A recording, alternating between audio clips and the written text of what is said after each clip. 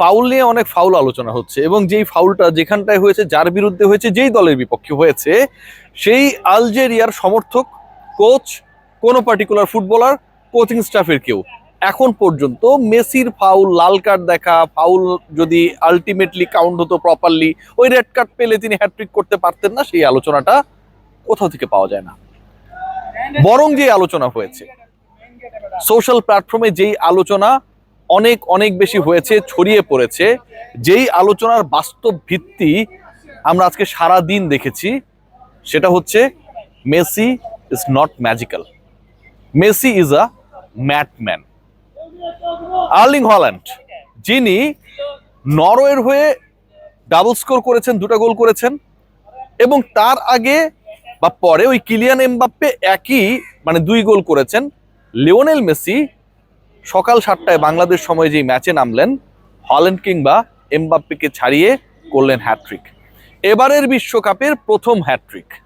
Messi কোন লেভেলের সেটা বোঝার জন্য অন্যরা, তার প্রতিদ্বন্দ্বীরা, অন্য গোল মেশিনরা যখন 2 গোল করে, লিওনেল মেসি সেটা জবাব যখন দেন হ্যাট্রিক দিয়ে, আর্জেন্টিনা 3 গোলের 3টাই যখন তিনিই করেন, ঠিক তখন আসলে তার লেভেলটা বোঝা যায়।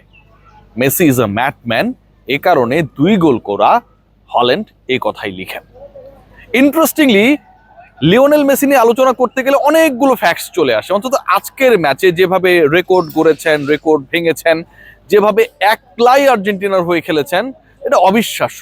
পুরো ম্যাচ যারা দেখেছেন, বলুন তো, লিওনেল মেসি ছাড়া আজকের পুরো ম্যাচে আর্জেন্টিনার অন্য 10 জন ফুটবলার যে খেলেছে, তাদের রোল, তাদের অবদান, তারা কোন জায়গায় কখন কোন টাইপের ক্যারিশমা দেখিয়েছে মনে করতে পারেন? কেউ মনে করতে পারবেন না।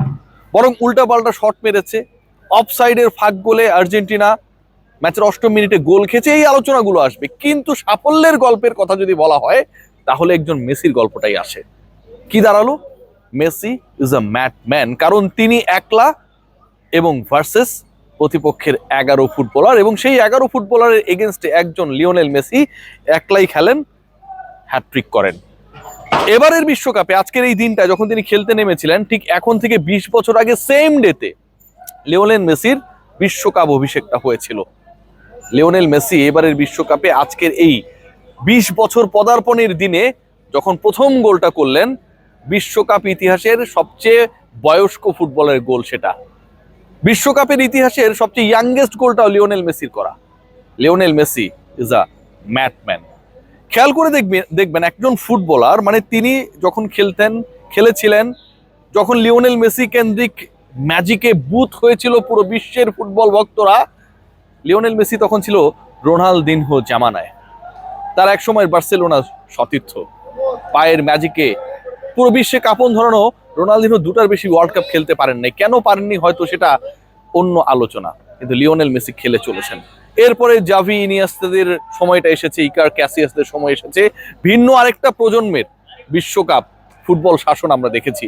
সেই প্রজন্মেরও স্বর্ণালী প্রতিনিধি লিওনেল মেসি ছিলেন, ভালোভাবেই ছিলেন। এরপর সেই প্রজন্ম অবসরে চলে গেছে, কেউ কেউ এমনও সময় পার করছে যে কোচিংয়েও চলে গেছে। লিওনেল মেসি তারপরেও টিকে ছিলেন। হল্যান্ডের এই সময় কিংবা কিলিয়ান এমবাপ্পের আজকের এই রাজত্বের যুগেও লিওনেল মেসি 2006-এ যত বেশি কার্যকর ছিলেন, যত বেশি গুরুত্বপূর্ণ ছিলেন, কন্টেম্পোরারি ছিলেন সেই সময়ের প্রেক্ষাপটে, 2026-এ এসেও লিওনেল মেসি ঠিক একইভাবে গুরুত্বপূর্ণ, একইভাবে আলোচিত, একইভাবে কার্যকর। কারণ তার প্রতিদ্বন্দ্বীরা, ওই যে বললাম, 2 গোল করলে তার লেভেল বোঝানোর জন্য তিনি হ্যাট্রিকটা করে ফেলেন। Messi is a madman. খেয়াল করে দেখবেন যে এই আজকের ম্যাচটায় লিওনেল মেসির যে ক্যারিশমা, যে জাদু নিয়ে এত আলোচনা, এত ডিসকাশন চলছে, সেই আলোচনা কিংবা ক্যারিশমা কিংবা ডিসকাশনে কতগুলো ঘটনা ঘটেছে। বিশ্বকাপে সবচেয়ে বয়স্ক ফুটবলার হিসেবে একটু আগে বলছিলাম যে আজকে তিনি গোল করেছেন, সবচেয়ে বয়স্ক ফুটবলার হিসেবে হ্যাট্রিকটাও করেছেন।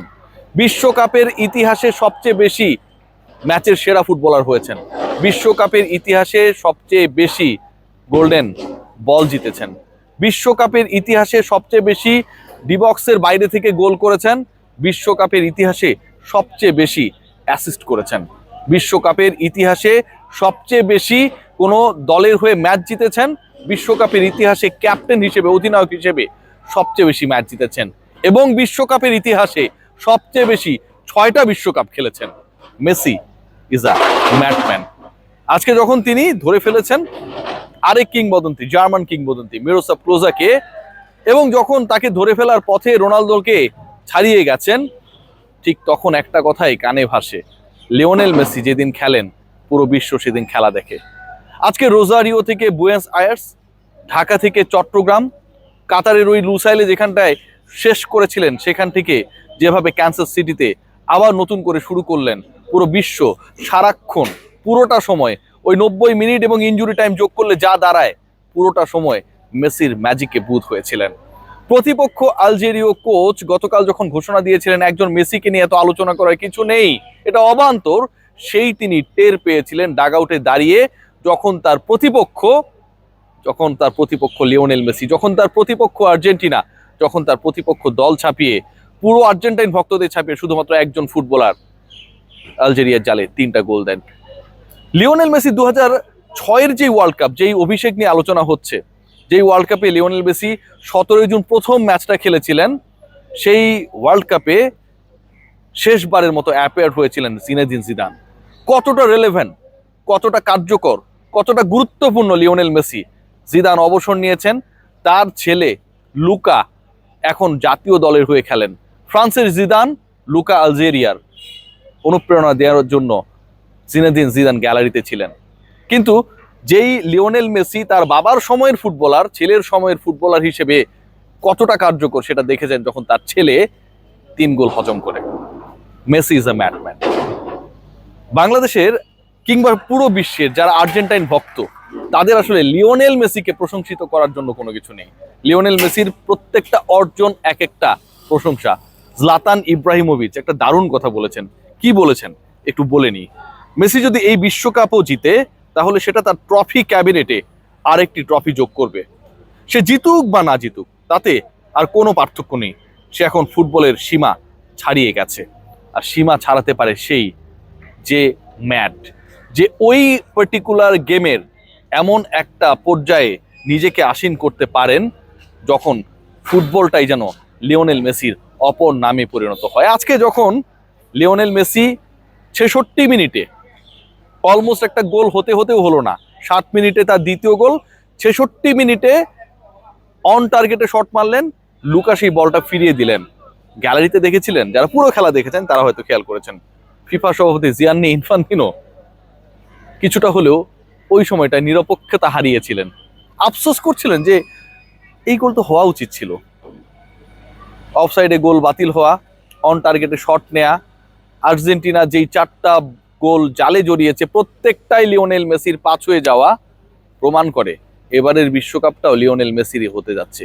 যে লিওনেল মেসি বিশ্বকাপ শুরু করেছেন হ্যাটট্রিক দিয়ে, যে লিওনেল মেসি বিশ্বকাপ শুরু করলেন বিশ্বকাপ ইতিহাসের সর্বোচ্চ গোলদাতা হয়ে, যে লিওনেল মেসি বিশ্বকাপ শুরু করলেন বিশ্বকাপের সর্বকনিষ্ঠের পর সর্বজ্যেষ্ঠ গোলদাতা হিসেবে নিজেকে ওই 17 মিনিটের গোল দেওয়ার পরে আসীন করে, যেই লিওনেল মেসি বিশ্বকাপ শুরু করলেন এবারের বিশ্বকাপে প্রথম হ্যাটট্রিকটা করে, সেই লিওনেল মেসি বিশ্বকাপ শুরু করলেন হাল্যান্ড কিংবা কিলিয়ান এমবাপ্পেকে 1 গোলে পিছিয়ে রেখে, তারা ডাবল করলে ট্রিপল স্ট্রাইক করে সেই বিশ্বকাপ লিওনেল মেসির তো হবে। লেটস সি হোয়াট হ্যাপেন, কারণ মেসি ইজ আ ম্যাডম্যান।